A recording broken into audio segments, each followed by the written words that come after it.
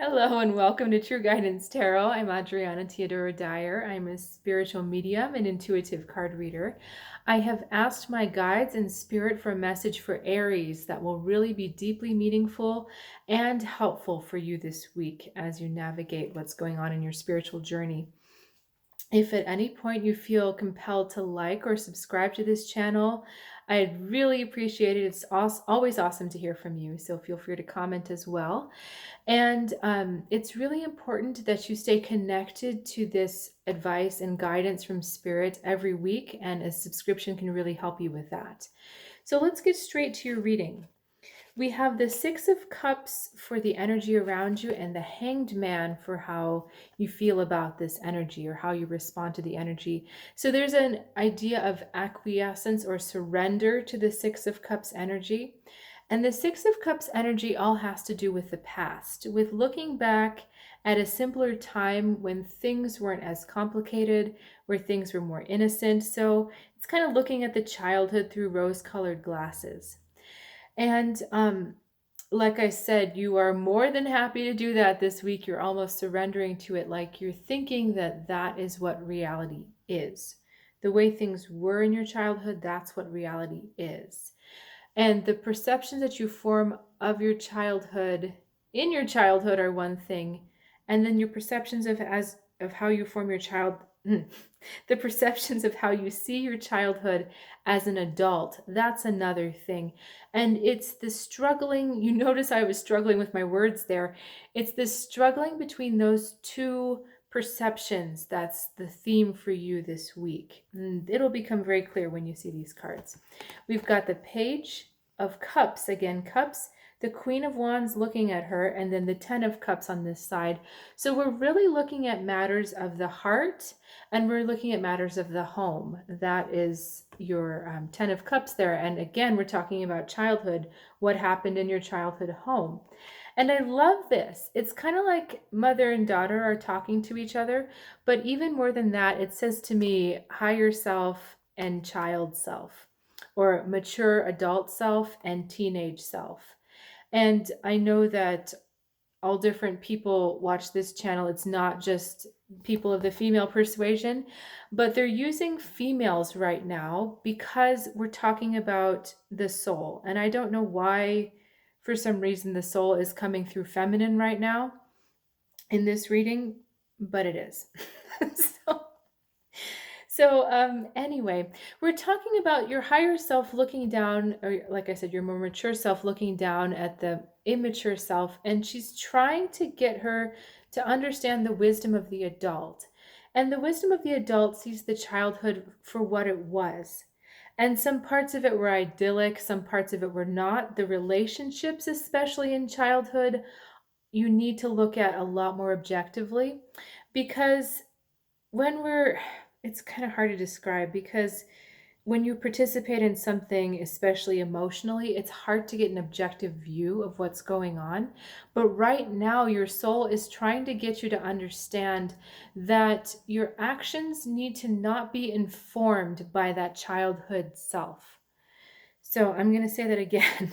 Your actions cannot be informed by your childhood self. The childhood self doesn't have the full picture. The childhood self doesn't understand everything that was going on. And more importantly, the childhood self looks at things through the lens of, how does this impact me?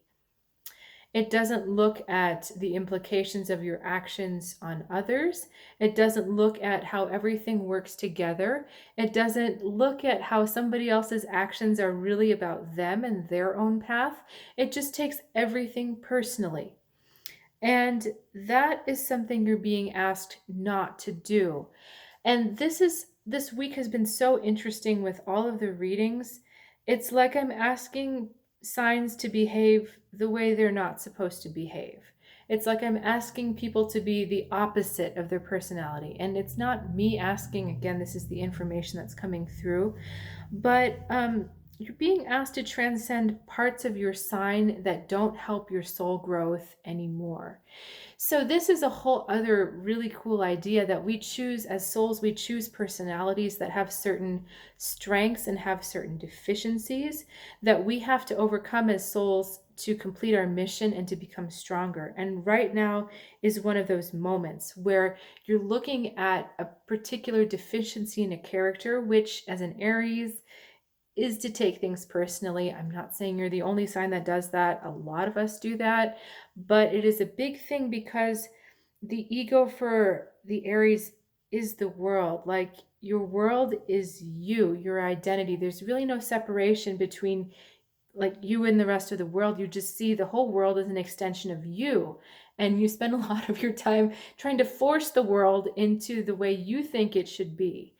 And at this moment in time, your soul is saying, we've got to shift this, okay? Because you have a bigger thing to do. And when you keep driving your emotions, driving your actions from your emotions, from that feeling of dissatisfaction, because it's the world isn't what you think it should be, then you kind of completely miss the point. The Queen of Wands is someone who's confident in her power. She knows why she's here. She knows what she has to offer, and she puts it out there. And she's a true leader in that she doesn't care if anyone else is following. She's just like, here I am. I'm on stage. Look at me. But if you don't want to look at me, I don't really care because I'm here shining. And she's not trying to force the world into the way she thinks it needs to be. And it's funny, because she's that way, the whole world is actually drawn to her. She becomes their world because they're so transfixed on her. Little animals, like the whole universe is like, ooh, I'm into you. And so because she takes command of her adult power, the world literally cleaves to her. But she doesn't do that by being emotional. She doesn't do that by getting lost in her own dramas about how the world is unjustly treating her. Or she doesn't get lost in the way that she doesn't get lost in the innocence she feels she lost because of what someone did. There's like none of that. She's in control of her emotions and she's in control of her actions. And because of that, she's able to be that effective person that she really is. And so this week, your soul is saying, hey, this is what I'm asking you to do. I'm not asking you to look back at your childhood to resolve the stuff that's back there. This is not one of those kind of therapy sessions. That's not what the week is about. This week is about understanding that the perceptions of looking at the world through the eyes of a child is not the way your soul's work is going to happen.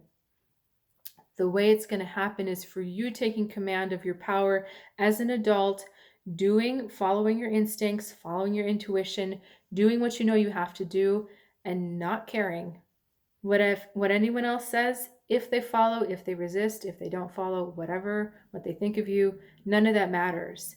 And it really is important that you don't take it personally, your success or your failures, their approval, their lack of approval, none of that is taken personally. You're just there to shine your light, do your thing, and be the awesome person that you are. So if you've got questions, please reach out below. And if you'd like to go a little deeper and examine what's really going on, or what else is going on, I shouldn't say what's really going on, but what else is going on, I do have some openings this week, trueguidancetarot.com, if you'd like to explore having a reading, or you can check out the link in the description below. But have a good week, and I'll see you next time.